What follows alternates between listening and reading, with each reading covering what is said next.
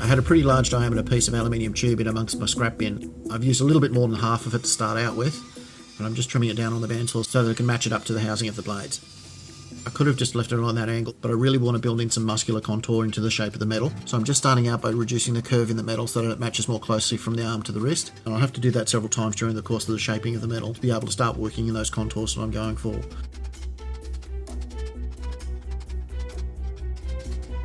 The technique that I'm using here is called cold forging for obvious reasons. I do have a gas blowtorch that I'm using there in the foreground, and you can see that I'm just heating up the metal a little bit from time to time just to make it a little bit more malleable. But unfortunately you can't do a lot of heating when it comes to aluminium. If you become too aggressive with the heat, the metal's more inclined to split than stretch.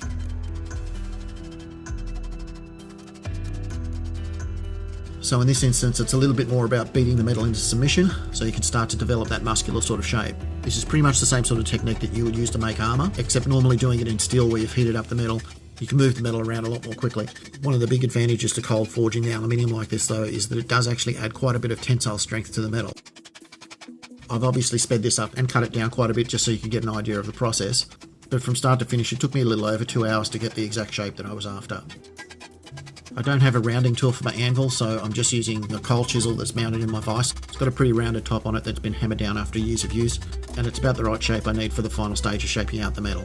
And I think you can see the shape that I've beaten into the metal there in comparison to the plain untouched metal.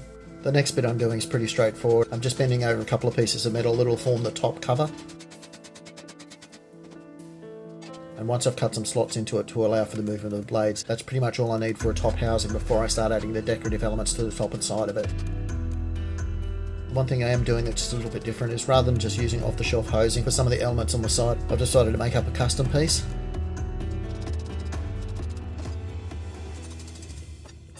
I'm just hammering it down on the anvil to make it a lot more consistent across the surface and finishing off the ends there. And hopefully when they're finished up, that'll give me something that looks a little bit more otherworldly and just a bit more Predator-esque in the design of it. For this project, unlike most where I've tried to get as close to movie accurate as possible, there's lots of different variations on the theme of the Gauntlet blade, depending on which movie you're looking at, and right across the entire series, and even right back to the original, there's lots of differences in the configuration of how this thing can be put together. So the design that I'm going for is really an amalgamation of all the different features that I like most in each of them, and what I'm really after is to make up something that matches the style of the character rather than matching one particular film.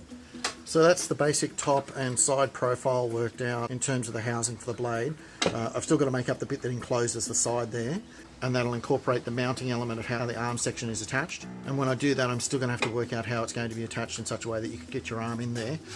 This is really a display piece. It's not something that I'm going to wear for any sort of cosplay setup or anything like that. It's purely a display piece, but I do like the idea of it being able to open up in some practical fashion, and in the same way that the blades will probably never be operated for anything more than display, I just like the idea that it should have some degree of functionality to it. Bits that I've made up there will probably act as the transition pieces between the two halves, and I still want to put some shape into those and get a bit of pattern happening to them as well. I'm also going to be adding some beaten copper into the mix, and that should help blend in these transition points a bit better and make it look functionally more like one entire piece. There's still quite a lot to do on this one, but part by part I'm pretty happy with the way things are coming together. I'm relatively happy with the contours that I've been able to get out of that arm piece, and I think once it all starts to get put together it'll match up nicely. Anyway guys, that's the update for this time. Thanks for watching. Talk to you next time.